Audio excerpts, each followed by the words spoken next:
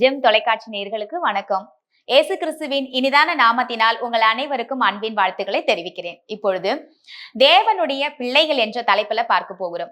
ரோமரின் புத்தகத்தை நாம் 8ஆம் அதிகாரம் 16வது வசனத்தை இப்பொழுது நாம் வாசிக்கலாம். நாம் தேவனுடைய பிள்ளைகளாய் இருக்கிறோம் என்று ஆவியானவர் தாமே நம்முடைய ஆவியோடு கூட சாட்சி கொடுக்கிறார்.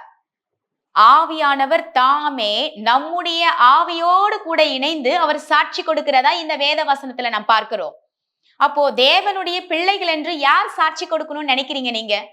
இன்னைக்கு மத்தவங்களை திருப்திப்படுத்துற வாழ்க்கைக்குள்ள போகவே முடியாது. ஏன்னா மத்தவங்களை என்னைக்குமே பாருங்க திருப்திப்படுத்த முடியாது. நீங்க தேவனுடைய பிள்ளை என்று பாருங்க ஆண்டவரே சொல்லிட்டாலும் நீ தேவனுடைய பிள்ளைக்கு தகுதியே இல்ல, நீ கடவுளோட பிள்ளைன்னு சொல்றதுக்கு உனக்கு அருகதையே கிடையாதுன்னு சொல்லி மனுஷர்கள் உங்களை பார்த்து சொல்லுவாங்க. அது எல்லாம் உண்மை, நீங்க நம்பிடாதீங்க. பிசாசு யாரையாவது அனுப்புவான். அனுப்பி என்ன சொல்லுவான்னா, நீ கடவுளோட பிள்ளை இல்ல, நீ இந்த பாவம் செஞ்ச, அந்த பாவம் செஞ்ச, இந்த தப்பு பண்ணிட்ட, ஏற்கனவே உங்க பாட்டி தாத்தா என்ன தப்பு பண்ணாங்க தெரியுமா, அவங்களோட பூர்வீகம் என்னன்னு தெரியுமா, அவங்க ஜாதி என்னன்னு தெரியுமா, அவங்க கோத்திரம் என்ன தெரியுமா, இப்படி எல்லாம் பாருங்க பேசுவாங்க. நீங்க தேவனுடைய பிள்ளை இல்ல, நீ இப்பதான் ரட்சிக்கப்பட்டு வந்திருக்க, உடனே நீ ஏசப்பா பிள்ளைன்னு சொல்லிக்கிட்டு அலையிற, இப்படியெல்லாம் சில பேர் பேசுறத நான் பார்த்திருக்கேன். ஆனா ஆண்டவர் சொல்றாரு பாருங்க, நாம் எத்தனை பேர் பாருங்க அவருடைய நாமத்தை ஏற்றுக்கொண்டோமோ 3 யோவான் 16 பார்க்கிறோம். தேவன் ஒரே பேரான குமாரனை நமக்காக அவர் தந்தருளிருக்கிறார். எதற்காக தந்திருக்கிறார்னா, இந்த உலகத்தில் இருக்கிற அத்தனை பேர் மேலும் தேவன் அன்பு வைத்திருக்கிறார். அவர்கள் ரட்சிப்பதற்காக தன்னுடைய ஜீவனை கொடுத்திருக்கிறார். ஒரே பேரான குமாரனை கொடுத்திருக்கிறார். அப்போ பாருங்க, ஆண்டவர் சொந்த பிள்ளையாக மாற்றுவதற்கு அவர் எல்லா காரியங்களையும் செய்து முடித்து விட்டார். யாருங்க இவங்கெல்லாம் சொல்றதுக்கு நீங்க தேவனுடைய பிள்ளை இல்லைன்னு சொல்றதுக்கு? அப்போ நீங்க சொல்ல வேண்டிய பதில் என்ன தெரியுங்களா? நான் தேவனுடைய பிள்ளையாக இருக்கிறேன், எனக்கு சாட்சி கொடுக்க ஆவியானவர் இருக்கார். ஆமேன், ஹல்லேலூயா. நம் ஆண்டவர் பாருங்க, ஆண்டவர் திருத்துவத்தின் தேவன்ல பாருங்க 3 நபர் இல்லையா? 3 நபர்னா ஒரே தேவன் தான், ஆனால் 3 தேவனாக அவர் பிரிந்து செயல்பட்டாலும் ஒரே தேவன் தான். பிதா, குமாரன், பரிசுத்த ஆவியானவர்.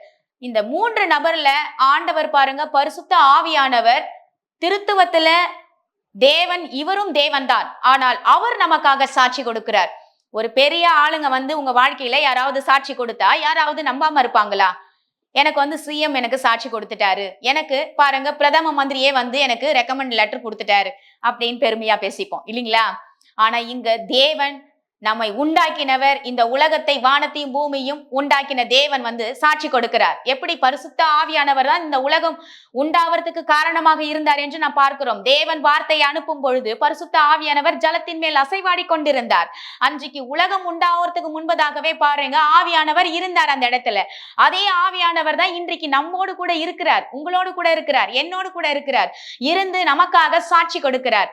உங்களை யாரு தேவனுடைய பிள்ளை இல்லைன்னு சொன்னாலும் பாருங்க, நீங்க அதை நம்ப கூடாது. தேவன் உங்களுடைய வார்த்தை மட்டும்தான் பாருங்க அவர் நம்புகிறார். அவர் என்ன சொல்றாருன்னா, நீ என்னுடைய பிள்ளையா மாறிட்ட, இனி நீ தான் அறிக்கை செய்யணும். என்ன செய்யணும்னா, நான் உங்களுடைய பிள்ளையா மாறிட்டேன், நான் உங்க பிள்ளைதான், என்ன யாருமே உங்ககிட்ட இருந்து பிரிக்க முடியாது. தேவனுடைய அன்பு என்னைக்குமே மாறாது இல்லைங்களா? மனிதனுடைய அன்பு கடைசி காலங்கள்ல பாருங்க மாறிடும் பார்க்கிறோம், தனிந்து போகும் என்று பார்க்கிறோம். ஆனால் தேவனுடைய அன்பு என்றைக்கும் மாறாது. நான் கர்த்தர், நான் மாறாதவர் என்று அவர் சொல்லியிருக்கார். அவர் எதற்குங்க மாறணும்? அவர் மாறி ஏதாவது நடக்க போதா? இல்ல அவருக்கு ஏதாவது தேவைப்பட போதா? ஆண்டவர் என்றைக்கும் மாறாத தேவனை நாம் பாருங்க வணங்கி கொண்டிருக்கிறோம். அவரை ஆராதித்து கொண்டிருக்கிற பிள்ளைகள், நாம் தேவனுடைய பிள்ளைகள் என்று நம்பும் பொழுதுதாங்க நாம் ஜெபிக்கிற ஜபத்தை பாருங்க நம் உறுதியோடு இருக்க முடியும். தேவன் கிட்ட கேட்டா ஏன் இன்னும் நடக்கலன்னு சொல்லி அவிவிசுவாசம் வர என்ன காரணம்னு நினைக்கிறீங்க? தேவனுடைய பிள்ளைன்னு நீங்க நினைச்சு ஜெபிக்கல, ஆண்டவருடைய பிள்ளை நினைச்சு நீங்க ஜெபிக்கிற ஒவ்வொரு ஜபத்திலும் தேவன் பெரிய காரியங்களை செய்வாருங்க. ஆண்டவரை பாருங்க யாருக்கும் பட்சபாதம் பார்க்கிறவர் அல்ல. அவர் உண்மை உள்ள தேவனாக இருக்கிறார். அவருடைய வார்த்தையை பாருங்க அவர் மேன்மைப்படுத்துகிறவராக இருக்கிறார். இந்த உலகத்திலேயே எது மேன்மை அப்படின்னு பாத்தீங்கன்னா, தேவனுடைய வார்த்தை தான் மேன்மையாக இருக்கிறது. தேவனுடைய வார்த்தை மேன்மைப்படுத்த பாருங்க இன்னைக்கு உங்களையும் என்னையும் வைத்திருக்கிறார். ஆனால் பாருங்க இன்னைக்கு நம்முடைய வார்த்தை தான் நம்ம மேன்மைப்படுத்திக்கிட்டு இருக்கோம்.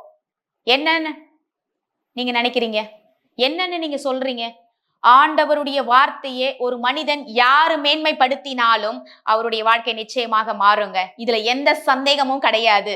தேவனுடைய பிள்ளைகள் என்று நீங்கள் உறுதியாக இருக்கும் பட்சத்துல உங்களை யாரும் அசைக்க முடியாது.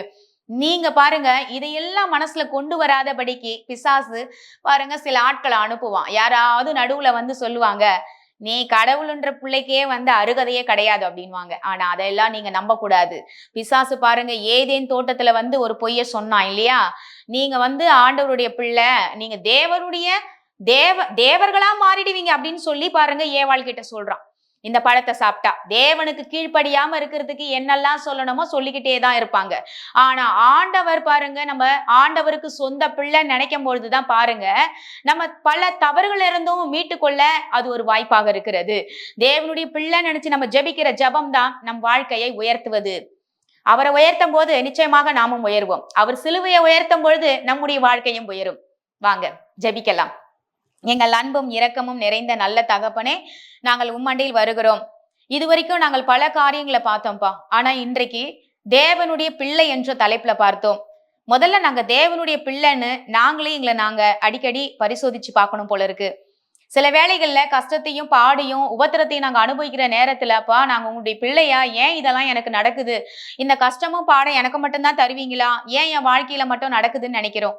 ஆனா எல்லாரோட வாழ்க்கையிலுமே ஆண்டவரே இந்த கஷ்டங்கள் பாடுகள் எல்லாவற்றையும் தாண்டி தான் வாழ்ந்துகிட்டு இருக்கோம். ஆனாலும் கூட தேவன் எங்களுக்கு ஒரு ஸ்பெஷல் ஆசீர்வாதத்தை வச்சிருக்கீங்க. தேவனுடைய பிள்ளைகள் பாருங்க, நான் இந்த உலகத்தை ஜெயித்தது போல நீங்களும் ஜெயிப்பீர்கள் என்று எங்களுக்காக ஒரு வாக்கை கொடுத்திருக்கீங்க.